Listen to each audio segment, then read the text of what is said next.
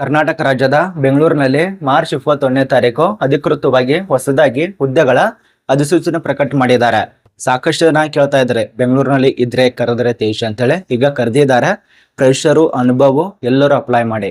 ಇದು ನಮ್ಮ ಒಂದು ಭಾರತೀಯ ವಿಸ್ತೃತದಲ್ಲಿ ನೇಮಕಾತಿ ಆಗ್ತಾ ಇದೆ. ಇದು ಗೌರ್ಮೆಂಟ್ ಆಫ್ ಇಂಡಿಯಾ ಸರ್ಕಾರಿ ಜಾಬ್ ಆಗಿರತ್ತೆ. ತುಂಬಾ ಜನ ಕೇಳ್ಬಹುದು ಇಸ್ರೋ ನಾವು ಕೇಳಿಲ್ಲ ಅಂತ ಹೇಳಿ.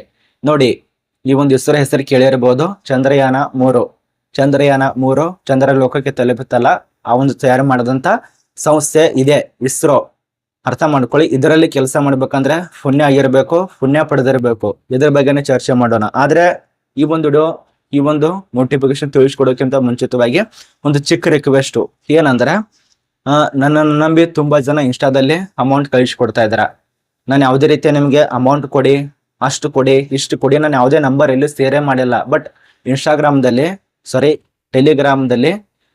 ಟೆಲಿಗ್ರಾಮ್ದಲ್ಲಿ ನಾನು ಹಾಕುವಂತ ಪೋಸ್ಟ್ ಒಳಗಡೆ ಒಂದು ಆಡ್ಸ್ ಬರ್ತಾ ಇದೆ. ಅದು ಖುದ್ದಾಗಿ ಟೆಲಿಗ್ರಾಮ್ದವರೇ ಕೊಡ್ತಿದ್ದಾರೆ, ಟೆಲಿಗ್ರಾಮ್ ಕಂಪ್ನಿಯವರು ಕೊಡ್ತಿದ್ದಾರೆ. ಅದನ್ನ ನಂಬಿ ತುಂಬಾ ಜನ ಅಮೌಂಟ್ ಕಳಿಸ್ಕೊಡ್ತಾರ, ಬಟ್ ವಾಪಸ್ ಬರಲ್ಲ. ಅರ್ಥ ಮಾಡ್ಕೊಳ್ಳಿ. ಟೆಲಿಗ್ರಾಮ್ದಲ್ಲಿ ನಾನು ಹಾಕುವಂತ ಪೋಸ್ಟು, ಅದೇ ರೀತಿ ನಾನು ಹಾಕುವಂತ ಆರ್ಟಿಕಲ್ ಅಷ್ಟು ಓಪನ್ ಮಾಡ್ಕೊಳ್ಳಿ.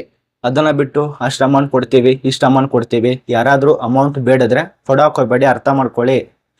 ಇನ್ಸ್ಟಾದಲ್ಲಿ ಆಗ್ಬೋದು, ಅಥವಾ ಟೆಲಿಗ್ರಾಮ್ದಲ್ಲಿ ಆಗ್ಬೋದು, ಫೇಸ್ಬುಕ್ದಲ್ಲಿ ಆಗ್ಬೋದು, ಅಥವಾ ಈಗೇನು ತಿಳಿಸ್ಕೊಡ್ತಾ ಇದ್ದೇನಲ್ಲ ಯೂಟ್ಯೂಬ್ದಲ್ಲಿ ಆಗ್ಬೋದು. ಯಾರೇ ನನ್ನ ಹೆಸರು ಕೇಳ್ಕೊಂಡು ನನ್ನ ಗ್ರೂಪ್ದಲ್ಲಿ ಇಷ್ಟು ಅಮೌಂಟ್ ನನಗೆ ಹೂಡಿಕೆ ಮಾಡಿ ಈ ನಂಬರ್ ತಗೋರಿ, ಈ ರೀತಿಯ ವಿದ್ಯಾರ್ಥಿ ಕೊಡ್ತಾ ಇದೀವಿ ಅಂದ್ರೆ ಅಂಥವ್ರು ನಂಬಕ್ ಹೋಗ್ಬೇಡಿ. ಯಾಕಂದ್ರೆ ಖುದ್ದಾಗಿ ಈ ಒಂದು ಕಂಪ್ನಿಯವರೇ ಆ ರೀತಿಯಾಗಿ ಅಡ್ವರ್ಟೈಸ್ ಹಾಕ್ತಿದ್ದಾರೆ. ಅದು ನನ್ನಿಂದ ಕೂಡ ತಡೆಯಕ್ ಆಗ್ತಾ ಇಲ್ಲ. ಆದ ಕಾರಣ ಅಮೌಂಟ್ ಬಗ್ಗೆ ಕೇಳಿದ್ರೆ, ಅಮೌಂಟ್ ಏನಾದ್ರೂ ಇನ್ವೆಸ್ಟ್ಮೆಂಟ್ ಮಾಡಿದ್ರೆ ಅಂಥದ್ ಕಡೆ ತಲೆನೇ ಹಾಕೋಬೇಡಿ. ನಾನು ಕೊಡುವಂತ ಮಾಹಿತಿ ಮಾತ್ರ ನೋಡ್ಕೊಳ್ಳಿ. ಅದನ್ನ ಬಿಟ್ಟು ಬೇರೆಯವ್ರು ಏನಾರು ಹೇಳ್ತಿದಾರ ಅಂತದ್ ನಂಬಿ ನೀವು ಸುಮ್ಮನೆ ಹಾಳಾಗಕ್ ಹೋಗ್ಬೇಡಿ. ಇದೇ ನಾನು ಹೇಳೋದು. ಪ್ರತಿಯೊಂದು ಸಾರಿ ಹೇಳ್ತಾ ಇದ್ದೀನಿ, ಬಟ್ ತುಂಬಾ ಜನ ಮೋಸ ಹೋಗ್ತಿದ್ದೀರಾ. ನಾನು ಹೇಳುವಂತ ಇಷ್ಟೇ ಅಲ್ಲ, ಬೇರೆದವ್ರು ಕೂಡ ಹಂಗೆ ಆಗ್ತಾ ಇದೆ. ಗ್ರೂಪ್ ಅಡ್ಮಿನ್ಗಳು ಯಾವುದೇ ತಪ್ಪೇ ಇರೋದಿಲ್ಲ.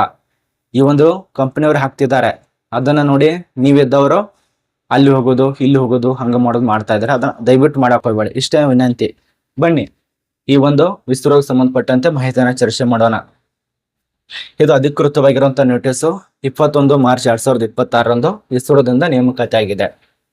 ಇಲ್ಲಿ ನೋಡಿ ಯಾವ ಪೋಸ್ಟ್ ಖಾಲಿ ಇದಾವೆ, ಏನ್ ನೇಮಕಾತಿ ಆಗಿದೆ ಒಂದೊಂದ ನೋಡೋಣ. ಇದು ಆನ್ಲೈನ್ ನಲ್ಲಿ ಇರತ್ತೆ. ಆನ್ಲೈನ್ ನಲ್ಲಿ ಅಪ್ಲಿಕೇಶನ್ ಹಾಕೋದಕ್ಕೆ ಅವಕಾಶ ಕೊಟ್ಟಿದ್ದಾರೆ. ಬನ್ನಿ ಈ ಒಂದು ವೇಕೆನ್ಸಿ ಬಗ್ಗೆ ಡೀಟೇಲ್ಸ್ ಅನ್ನ ಚರ್ಚೆ ಮಾಡೋಣ. ಮೊದಲನೇದಾಗಿ SC, ಅದೇ ರೀತಿಯಾಗಿ SD, SC ಮತ್ತು SD ಈ ರೀತಿಯ ಪೋಸ್ಟ್ ಇರತ್ತೆ. ಅಂದ್ರೆ ವಿಜ್ಞಾನಿ ಇಂಜಿನಿಯರಿಂಗು ಮತ್ತು ವಿಜ್ಞಾನಿ ಇಂಜಿನಿಯರಿಂಗ್ SD ಮತ್ತು ವೈದ್ಯಕೀಯ ಅಧಿಕಾರಿ, ಈ ರೀತಿಯಾಗಿ 3 ಪ್ರಕಾರ ಪೋಸ್ಟ್ ಇರತ್ತೆ. ಈ ಒಂದು 3 ಪ್ರಕಾರ ಪೋಸ್ಟಿಗೆ ಅಪ್ಲಿಕೇಶನ್ ಹಾಕೋರು ಹಾಕಬಹುದು.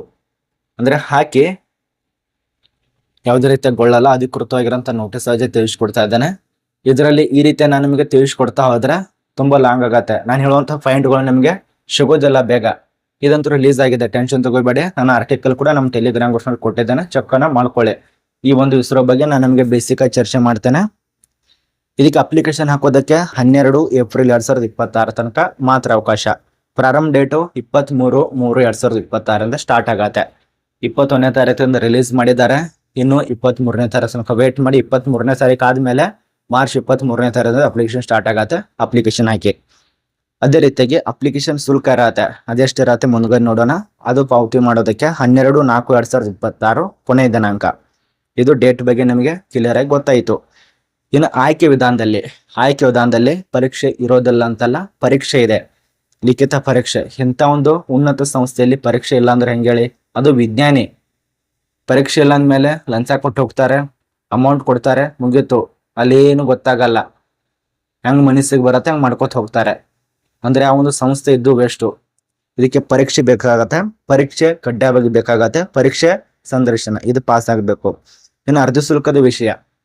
ಇಸ್ರೋದಲ್ಲಿ 2026 ಈ ಒಂದು ಬೆಂಗಳೂರಿನಲ್ಲಿ ಅಪ್ಲಿಕೇಶನ್ ಹಾಕ್ಬೇಕಂದ್ರೆ SC ST ಮಾಜಿ ಸೈನಿಕರು, ಅದರಲ್ಲಿ ಕೂಡ PWD ಅಭ್ಯರ್ಥಿ, ಮಹಿಳಾ ಅಭ್ಯರ್ಥಿಗಳಿಗೆ 250 ರೂಪಾಯಿ ತನ ಶುಲ್ಕ ಇರತ್ತೆ. ಇತರೆ ವರ್ಗ ಅಂದ್ರೆ ಈಗೇನ್ ತಿಳಿಸ್ಕೊಟ್ಟೇನಲ್ಲ ಆ ಒಂದು ವರ್ಗನ ಹೊರತುಪಡಿಸಿ ಉಳಿದಂತ ಕೆಟಗರಿದವರಿಗೆ 750 ರೂಪಾಯಿ ತನ ಪಾವತಿ ಮಾಡಬೇಕು. ಇದನ್ನ ಅರ್ಥ ಮಾಡ್ಕೊಳ್ಳಿ. ವಯೋಮಿತಿ ಸಡಿಲಿಕೆಯಲ್ಲಿ ಯಾವುದೇ ರೀತಿಯ ಮೆನ್ಷನ್ ಮಾಡಿಲ್ಲ. ಬಟ್ ಸ್ವಲ್ಪ ಅಂದಾಜಿನ ಮೇಲೆ ಹೇಳ್ಬೇಕಂದ್ರೆ 3 ವರ್ಷ 5 ವರ್ಷ ಅಂತ ಅಷ್ಟು ಕೊಡಬಹುದು. ಇನ್ನೆಷ್ಟು ವಯೋಮಿತಿ ಬೇಕು? ವಿಜ್ಞಾನಿ ಇಂಜಿನಿಯರಿಂಗ್ SC ಅವರಿಗೆ ಸಂಬಂಧಪಟ್ಟಂತೆ ಗರಿಷ್ಠ 28, ಕನಿಷ್ಠ 18 ವರ್ಷ ಇರಲೇಬೇಕು. ವಿಜ್ಞಾನಿ ಇಂಜಿನಿಯರಿಂಗ್ SD ಗರಿಷ್ಠ 35, ಅದರಲ್ಲಿ ವೈದ್ಯಕೀಯ ಅಧಿಕಾರಿ 35 ಗರಿಷ್ಠ. ಇದು ನಿಯಮಗಳ ಪ್ರಕಾರ ಅನುವಾಗತ್ತೆ. ಇನ್ನು ನಿಮಗೆ ಸಂಬಳ ಎಷ್ಟೆಷ್ಟು ಕೊಡ್ತಾರೆ ಅದಾದ್ರೂ ಇಲ್ಲಿ ಕೊಟ್ಟಿದ್ದಾರೆ ನೋಡ್ತೇನೆ. ಇಲ್ಲಿ ನಾನೇನು ತಿಳಿಸ್ಕೊಟ್ಟೇನಲ್ಲ, ಇಲ್ಲಿ ನೋಡಿ, scientist engineering SC, scientist engineering SD, medical officer SC, ಈ ರೀತಿ ಇದಕ್ಕೆ ರಿಕ್ರೂಟ್ಮೆಂಟ್ ಆಗ್ತಾ ಇದೆ. ಹೆಡ್ಲೈನ್ ಕೊಟ್ಟಿದ್ದಾರೆ ನೋಡಿ, ಅದಕ್ಕೆ ತಕ್ಕಂತೆ ಎಲ್ಲ ಮಾಹಿತಿ ಡೀಟೇಲ್ಸ್ ಆಗಿ ಕೊಟ್ಟಿದ್ದಾರೆ. ಸಂಬಳ ಆದ್ರೂ ನಿಮಗೆ ತೋರಿಸ್ಬೇಕು, ಅವ್ನ ಸಂಬಳ ಆದ್ರೂ ಸಿಗುತ್ತಾ ನೋಡ್ತೇನೆ ತಡೀರಿ. ಇಲ್ಲಿ ನಾನು ಬರೆದು ಇಟ್ಕೊಂಡೇನೆ, ಎಲ್ಲದು ಫೈಂಟ್ ಅನ್ನ ಬರೆದು ಇಟ್ಕೊಂಡೇನೆ. ಅದಕ್ಕೆ ತಕ್ಕಂತೆ ನಾನು ನಿಮಗೆ ತಿಳಿಸ್ಕೊಡ್ತೇನೆ. ಇಲ್ಲಿ ಬಂತು ನೋಡಿ ಸಂಬಳ, ಯಾವ್ಯಾವ ಪೋಸ್ಟಿಗೆ ಎಷ್ಟು ಇದೆ ಅಂತೇಳಿ. ಇಲ್ಲಿ ನೋಡಿ, ಇಂಜಿನಿಯರಿಂಗ್ SC ಸೈಂಟಿಸ್ಟು 1 ಪೋಸ್ಟ್ ಇರತ್ತೆ, ಇಂಜಿನಿಯರಿಂಗ್ ಸೈಂಟಿಸ್ಟು SD 2 ಪೋಸ್ಟ್ ಇರತ್ತೆ, ಮೆಡಿಕಲ್ ಆಫೀಸರ್ SC 3 ಪೋಸ್ಟ್ ಇರತ್ತೆ. ಸಾರಿ, ಪೋಸ್ಟ್ ಅಲ್ಲ, ಕೋಡ್ ಇರತ್ತೆ. ಎಷ್ಟೆಷ್ಟು ಪೋಸ್ಟ್ ಇದಾವೆ ನಾನು ನಿಮಗೆ ತಿಳಿಸ್ಕೊಡ್ತೇನೆ. 4 ಪೋಸ್ಟ್ ಇರತ್ತೆ. ವಿಜ್ಞಾನಿ ಇಂಜಿನಿಯರಿಂಗ್ SC 2, ಇನ್ನು ಉಳಿದಂತ 2 ಪೋಸ್ಟ್ ಇದೆ, ಒಂದೊಂದು. ಇದು ಪೋಸ್ಟ್ ಕೋಡ್ ಆಗಿರತ್ತೆ. ಸಾರಿ, ವೈಮಿತಿ ಎಷ್ಟು ಇರಬೇಕು ಅದು ಇಲ್ಲಿ ಕೊಟ್ಟಿದ್ದಾರೆ. ಅದೇ ರೀತಿಯಾಗಿ ಇಲ್ಲಿ ಬಂತು ನೋಡಿ ಸ್ಯಾಲ್ರಿ, ಇದು 7ನೇ CPC ಪ್ರಕಾರ ಸ್ಯಾಲ್ರಿಗಳನ್ನ ಕೊಡ್ತಾರೆ. ಇಂಜಿನಿಯರಿಂಗ್ SC ದವರಿಗೆ ಸೈಂಟಿಸ್ಟು 56,100ರಿಂದ 177,000 ತನಕ ಸ್ಯಾಲ್ರಿ. ಎರಡನೇದಾಗಿ ಸೈಂಟಿಸ್ಟ್ ಇಂಜಿನಿಯರಿಂಗ್ SD ದವರಿಗೆ 2,08,000 ತನಕ ಸ್ಯಾಲ್ರಿ ಇರತ್ತೆ ಪರ್ ಮಂತ್ ಆಗಿ ಗರಿಷ್ಠ. ಇನ್ ಮೆಡಿಕಲ್ ಆಫೀಸರ್ ಇದು ಸೇಮ್, ಇದಕ್ಕೆ ಯಾವುದೇ ರೀತಿಯ ಫರಕ್ ಇಲ್ಲ. 56ರಿಂದ 1,77,000 ಇದು ನಿಮಗೆ ಗೊತ್ತಾಯ್ತು. ಇಲ್ಲಿ ನಿಮಗೆ DA HR ಇವೆಲ್ಲ ಭತ್ಯೆಗಳು ಸೇರ್ಪಡೆ ಆಗತ್ತೆ, ಅದೆಷ್ಟು ಪ್ಲಸ್ ಆಗತ್ತೆ ಅದ್ರ ಬಗ್ಗೆ ಕೊಟ್ಟಿದ್ದಾರೆ. ಇಲ್ಲ ಹೌ ಟು ಅಪ್ಲೈ, ಅಪ್ಲಿಕೇಶನ್ ಹಾಕುವಂತ ವಿಧಾನ, ಅಪ್ಲಿಕೇಶನ್ ಹಾಕುವಂತ ಡೇಟ್ಗಳು ಇಲ್ಲಿ ಕೊಟ್ಟಿದ್ದಾರೆ ನೋಡಿ.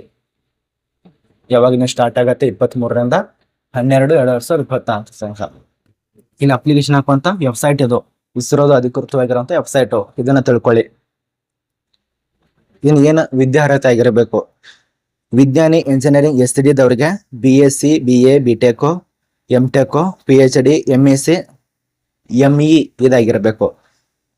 ಇನ್ನು ವಿಜ್ಞಾನಿ ಇಂಜಿನಿಯರಿಂಗ್ SC ದವರು ಪದವಿ BA BTech ಇದಾಗಿರ್ಬೇಕು. ಇನ್ನು ಮೆಡಿಕಲ್ ಅಧಿಕಾರಿ MBBS ಆಗಿರ್ಬೇಕು. ಇಷ್ಟು ಕೊಟ್ಟಿದ್ದಾರೆ. ಇದರಲ್ಲಿ ಈಗ ಪ್ರಸ್ತುತ ಏನ್ ತಿಳಿಸ್ಕೊಟ್ಟಿದ್ದಾರೆ ಅದನ್ನ ನಿಮಗೆ ಈಗಾಗಲೇ ತಿಳಿಸ್ಕೊಟ್ಟೆ. ಬೆಂಗಳೂರಿನಲ್ಲಿ ಕೆಲಸ ಇರತ್ತೆ, 4 ಪೋಸ್ಟ್ ಇದಾವೆ. ಅಪ್ಲಿಕೇಶನ್ ಹಾಕೋರು ಅಪ್ಲೈ ಮಾಡಿ, ಯಾವುದೇ ರೀತಿಯಾಗಿ ತೊಂದರೆ ಇಲ್ಲ, ಅಪ್ಲೈ ಮಾಡಿ. SC ST OBC ಮಹಿಳಾ ಅಭ್ಯರ್ಥಿಗಳು, ಮಾಜಿ ಸೈನಿಕರು ಕೂಡ ಅವಕಾಶ ಕೊಟ್ಟಿದ್ದಾರೆ ನೋಡ್ರಿ. ತುಂಬಾ ಜನ ಕೇಳ್ತಾ ಇದಾರ, ಮಾಜಿ ಸೈನಿಕರು ಅಪ್ಲಿಕೇಶನ್ ಹಾಕಿ. ಇದಕ್ಕೆ ಏನಾದ್ರು ಡೌಟ್ ಇದ್ರೆ, ಕನ್ಫ್ಯೂಸ್ ಇದ್ರೆ ನನಗೆ ಕಮೆಂಟ್ ಬಾಕ್ಸ್ ನಲ್ಲಿ